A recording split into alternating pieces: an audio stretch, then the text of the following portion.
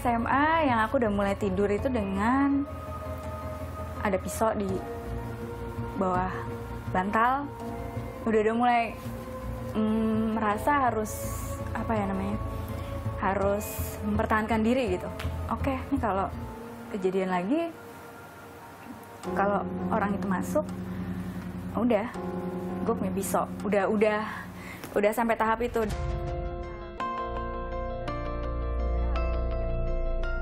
Menjadi korban pelecehan seksual merupakan pengalaman paling buruk bagi wanita berinisial AR ini.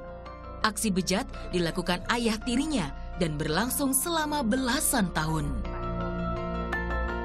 Sejak aku kelas 3 SD, suka masuk ke kamarku, membelai-belai, dan aku nggak ngerti itu apa, dan gimana beliau eskalasi sepanjang aku makin besar, dengan kadang-kadang yang SMP masuk ke kamarku, tiba-tiba mencium, macam-macam. Terus SMA, wah ini ya, maksudnya dengan sejalan dengan aku makin dewasa, wawasan juga udah, maksudnya tentang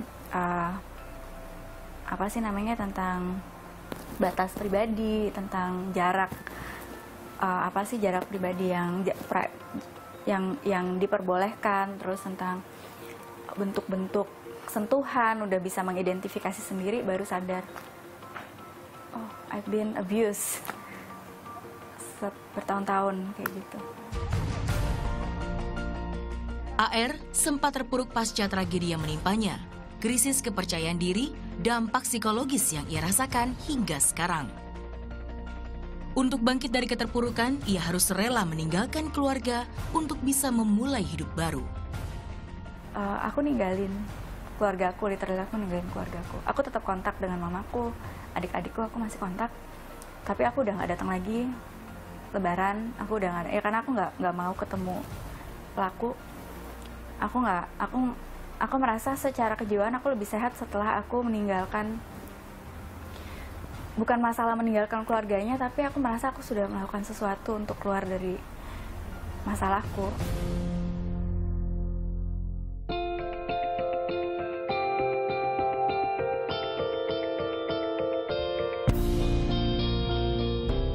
Selain tekad yang kuat, pasangan hidup menjadi kekuatan besar bagi AR untuk bangkit dalam menjalani hidup yang baru.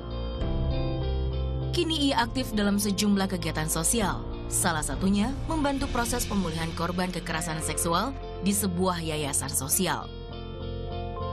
Data Komnas Perempuan menyebutkan setiap 2 jam terdapat 3 perempuan menjadi korban kekerasan seksual di Indonesia. Artinya, 35 wanita menjadi korban setiap harinya.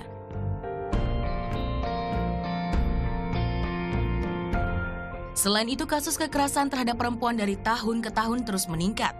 Tahun 2015, jumlahnya mencapai 321.752 kasus, naik 9% dari tahun 2014 yang berjumlah 293.220 kasus.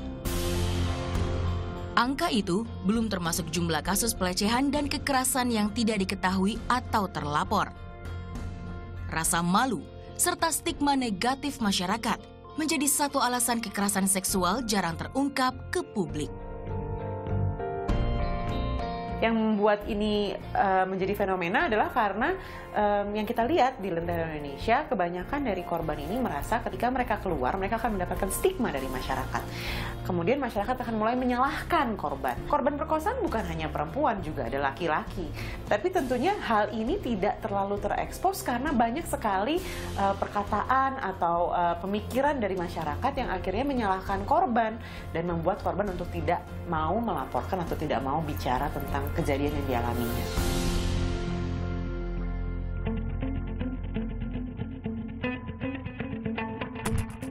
Mayoritas korban merahasiakan tindak kekerasan seksual yang menimpanya dalam kurun waktu yang lama, karena sebagian besar pelaku merupakan orang terdekat dan keluarga. Kondisi ini membuat korban menanggung penderitaan fisik dan batin lebih berat. Tindak kekerasan seksual terhadap anak dan wanita menjadi fenomena yang mencemaskan.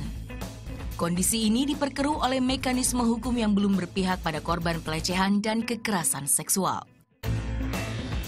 Melihat kondisi ini, pemerintah melalui Kementerian Pemberdayaan Perempuan dan Perlindungan Anak melakukan berbagai upaya untuk mengatasinya.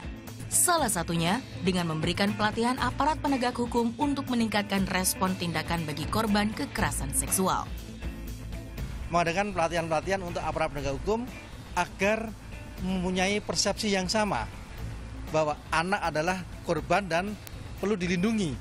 Dari situlah. Nah ini kemudian sudah kita adakan workshop dan pelatihan di Jawa Barat di Hotel Salak, ada 120 jaksa yang kita latih sehingga nanti dia dalam rangka tuntutan-tuntutan itu pro dengan peduli dengan anak. Selain itu, pemerintah tengah berupaya membuat mekanisme hukuman yang tepat untuk memberi efek jera pelaku kejahatan ini. Di antaranya opsi hukuman kebiri kimia, serta pemberatan hukuman seumur hidup dan mati. Di luar itu, seluruh pihak termasuk masyarakat memiliki peran yang lebih penting untuk tidak membiarkan tindak pelecehan dan kekerasan seksual pada anak serta perempuan terjadi. Sementara, menyelenggarakan pendidikan seksual yang komprehensif juga dinilai mampu membentengi generasi muda untuk tidak menjadi korban atau pelaku kekerasan seksual. Tim Liputan melaporkan untuk NET.